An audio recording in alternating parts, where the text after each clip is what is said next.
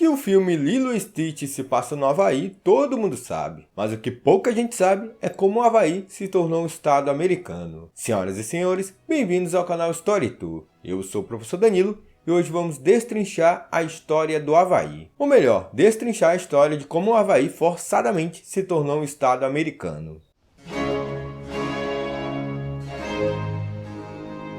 Conhecido por suas paisagens exuberantes e mais lembrado pelo ataque a Pearl Harbor lá em 1941, o Havaí acrescenta muito à diversidade dos Estados Unidos. Ele é o único estado dos Estados Unidos a cultivar café e corresponde a 1/3 da produção mundial de abacaxi. Mas por trás dessa paisagem tropical de praias exuberantes, esconde-se uma história de transformação forçada e do imperialismo dos Estados Unidos. No final do século XIX, os Estados Unidos eram uma potência em ascensão, e o Havaí era apenas um pequeno estado independente chefiado por uma rainha. Não demorou muito, e à força, o Havaí se tornou um estado dos Estados Unidos. Mas, pera.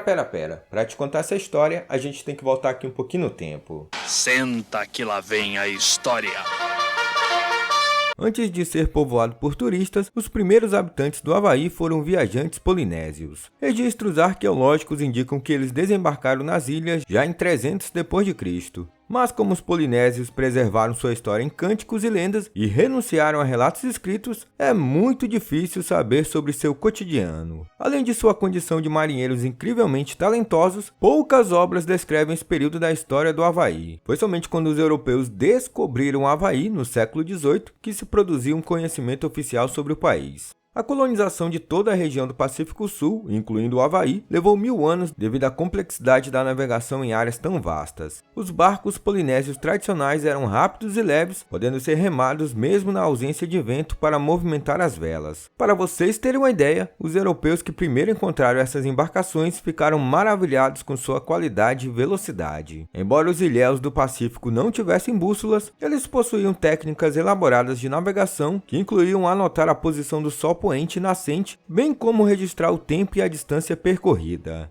Acredita-se que os primeiros colonos das ilhas havaianas tenham vindo das Ilhas Marquesas. Eles trouxeram porcos e galinhas que tinham origens asiáticas. Por volta do século XIV, muitos assentamentos se espalharam para as partes costeiras abrigadas das ilhas, principalmente nos vales verdejantes. Entre os séculos XIV e XVI, os colonos começaram a se mudar para o interior. Muito tempo se passa, até que no século XVIII estoura na Europa a Guerra dos 7 Anos, que por incrível que pareça, durou 7 anos. Após esse conflito, os britânicos tornaram-se a potência europeia dominante. Para melhorar as viagens entre o Oceano Pacífico e a Inglaterra, os ingleses buscaram descobrir uma passagem noroeste que ligaria os oceanos Pacífico e Atlântico, passando pelo norte do Canadá. Embora o capitão James Cook não tenha descoberto tal passagem, ele se tornou o primeiro europeu a desembarcar no Havaí em janeiro de 1778. James Cook foi inicialmente recebido como uma figura semelhante à de um rei. No entanto, sua tripulação lidava com severidade com qualquer agressão ou maldade percebida por parte dos povos nativos, o que resultou em algumas hostilidades que eclodiram em 1779, quando ele retornou à Baía de Kealakekua para recuperar itens que acreditava terem sido roubados. O capitão acabou sendo morto nesse violento confronto. A descoberta das Ilhas Havaianas por James Cook foi publicada em 1784, o que despertou interesse na Europa e na América do Norte. Na época da descoberta do Havaí pelos europeus, as ilhas eram governadas por chefes rivais. Um dos mais poderosos era Kamehameha. Parece até zoeira, mas não, o nome dele era Kamehameha, o nome dele de governador. E isso inspirou o Dragon Ball a fazer o golpe do Goku. Quem assistiu Dragon Ball deve saber que o golpe mais icônico do Goku era o Kamehameha, e tem inspiração nesse chefe político aí do Havaí. Então o Kamehameha herdou o território do seu tio lá em 1782, e graças à habilidade dele como um bom guerreiro, ele conseguiu angariar aliados e foi conquistando mais territórios ali dentro do Havaí. Foi então que em 1790 a Guerra Civil terminou, mas nenhum líder conseguiu unificar todo o território. Mas após essa data, Kamehameha contava com a arma secreta. Será que era Genkidama? Não, era uma arma secreta que vinha dos europeus, as armas de fogo. Ele também, com essas negociações com os europeus, conseguiu cães de caça e contratou artesãos europeus para construir navios de guerra. Com toda essa ajuda não teve como, né? O Kamehameha conseguiu derrotar os seus rivais e unificar todo o Havaí. A partir de Kamehameha I, o Havaí meio que foi unificado e teve uma relação comercial com os europeus. Mas assim, sabe o que pode ser melhor que a estratégia do Kamehameha? É você se tornar membro do canal. Afinal, se tornando membro do canal, você vai ajudar o canal e, em troca, vai receber vídeos exclusivos e vídeos antecipados. Um dos vídeos antecipados que saiu para os StoryTubers foi sobre a rainha Liliuokalani, a última rainha do Havaí. E fora isso, se você se tornar membro, tem uma porrada de vídeos exclusivos para você maratonar. Então não perde tempo não, por apenas R$ 2,99 você se torna membro, ajuda o canal e em troca recebe esses benefícios.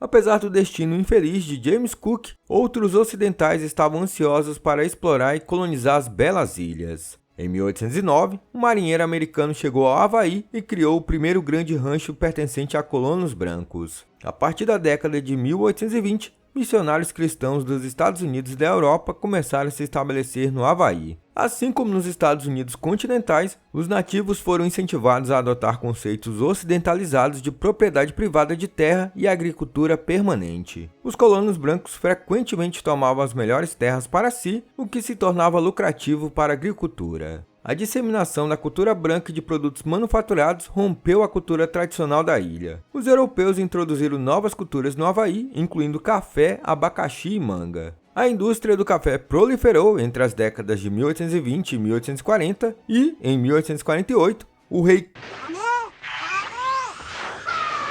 aprovou uma lei que permitia a propriedade privada da terra, abandonando o modelo tradicional de propriedade de terra baseado na herança. Após a reforma legal que permitiu a propriedade privada de terras, conhecida como Grande Maele de 1848, os ocidentais rapidamente se aproveitaram do novo sistema. Muitos nativos havaianos não conseguiram converter suas propriedades para novas propriedades legais, o que permitiu que colonos brancos comprassem grande parte das melhores terras. Isso permitiu que os colonos ricos criassem grandes plantações para culturas comerciais como o café e o açúcar. O comércio de açúcar havaiano disparou durante a Guerra Civil Americana, quando a União não podia mais importar o açúcar do Sul. Já em 1842, o governo americano cresceu o olho para o lado do Havaí. Naquele ano, o secretário de Estado enviou uma carta aos diplomatas havaianos em Washington, indicando o interesse dos Estados Unidos em estreitar as relações com a jovem nação e se opondo formalmente à sua anexação por potências europeias. Foi nessa mesma época que o Texas, uma então nação independente, demonstrou interesse em se tornar um estado americano, o que finalmente ocorreu em 1845. Em 1849, as relações diplomáticas foram formalizadas entre os Estados Unidos e o Havaí. Em 1875, uma lei de reciprocidade foi assinada entre o Havaí e os Estados Unidos para permitir importações de cada nação sem tarifas. Isso proporcionou benefícios econômicos e permitiu que o governo americano desembarcasse no Havaí. Em seguida, eles criaram a base naval, que mais tarde se tornou a base de Pearl Harbor. Com o aumento do comércio econômico entre as duas nações durante as décadas de 1870 e 1880, os Estados Unidos queriam garantir que laços econômicos não fossem prejudicados. Foi então que armou-se um golpe para cima do Havaí. Apesar de ser uma nação soberana formalmente independente, incluindo a delegação diplomática em Washington, tropas americanas ajudaram a derrubar a monarquia do Havaí em janeiro de 1893. No ano anterior, um grupo de empresários americanos e europeus havia começado a tramar um golpe de Estado para derrubar a nova rainha. Caso ela propusesse uma nova constituição que fortalecesse seu poder, o golpe ocorreria. Uma constituição anterior, escrita em 1887, limitava o poder da monarca e favorecia os interesses dos ocidentais. Quando o golpe foi lançado em janeiro de 1893, a Marinha dos Estados Unidos rapidamente ajudou, desembarcando marinheiros e fuzileiros navais em Honolulu. Para evitar a violência, a rainha Liliuokalani abdicou, permitindo que um governo provisório apoiado pelos Estados Unidos assumisse o controle.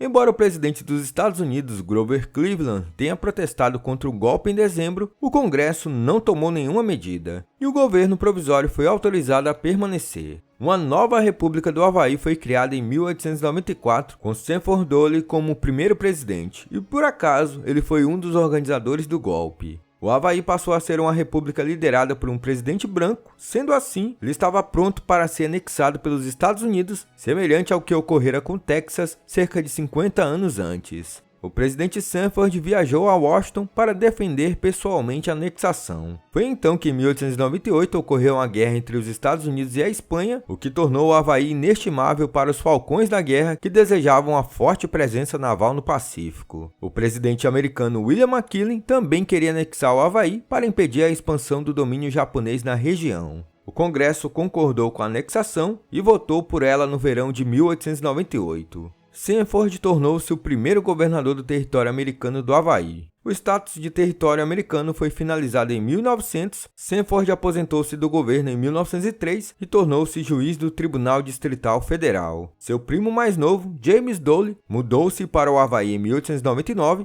e tornou-se famoso pela empresa de frutas que leva seu sobrenome.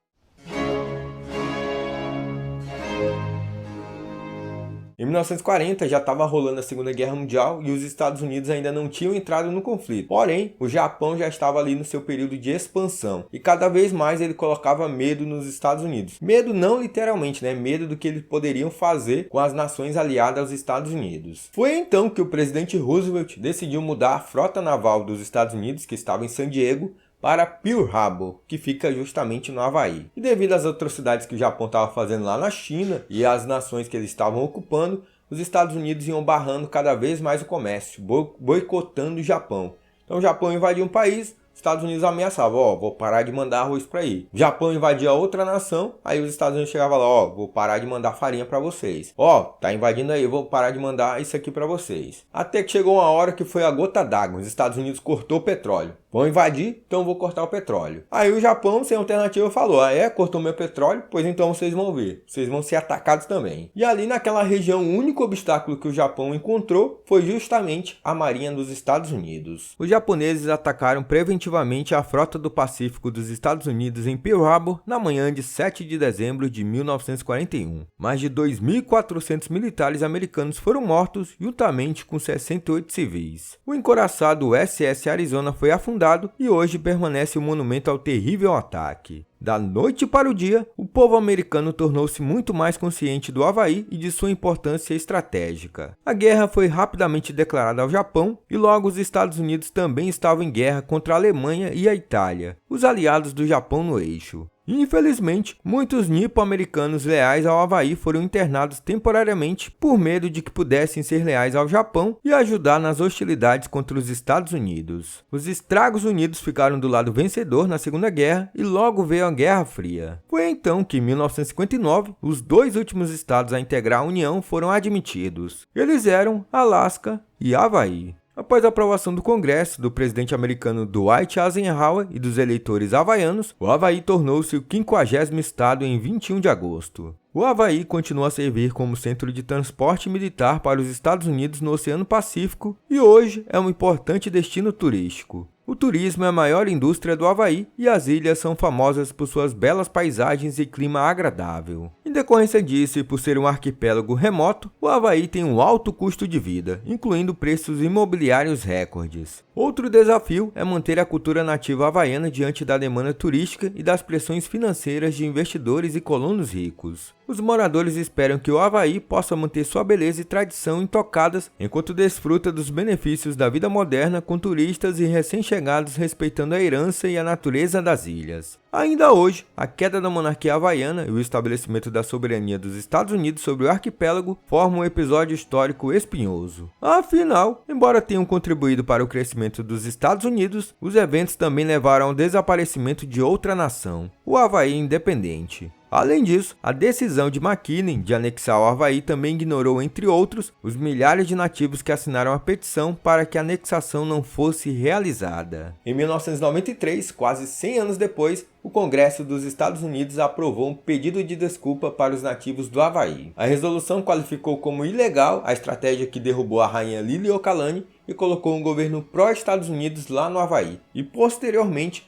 adicionou o Havaí como estado dos Estados Unidos. Mas é aquilo, né? Eles disseram que foram errados no passado, continuam sendo errados, mas continuarão errados porque o Havaí continuará sendo o estado dos Estados Unidos. É tipo também o Neymar, que traiu, foi pego, pediu desculpas, mas continua traindo. E com o passar do tempo, criou-se um movimento dentro do Havaí, um movimento nacionalista, pedindo a emancipação dos Estados Unidos. Então é isso, pessoal. Chegamos ao final de mais um vídeo e espero que vocês tenham curtido essa história. E aí, já assistiram a versão live action do Lilo e Stitch? Gostaram? Vocês devem saber que esse filme, pelo menos na animação, que foi a única que eu assisti, ainda não assisti o live action, ele critica muito essa postura dos Estados Unidos, do Havaí pertencer aos Estados Unidos, criticando ali o turismo que ocorre no Havaí, também criticando a alta dos preços das terras e dos imóveis. Então comenta aqui se você já percebeu isso no filme Lilo e Stitch, comenta aqui se você assistiu a versão live action e comenta aqui alguma coisa que você sabe que eu não contei sobre o Havaí. No mais, não esquece de curtir, se você não for inscrito se inscreva e se você não for membro, tá perdendo o vídeo exclusivo e os vídeos antecipados que só saem para os StoryTubers. Então, torne-se membro e falou!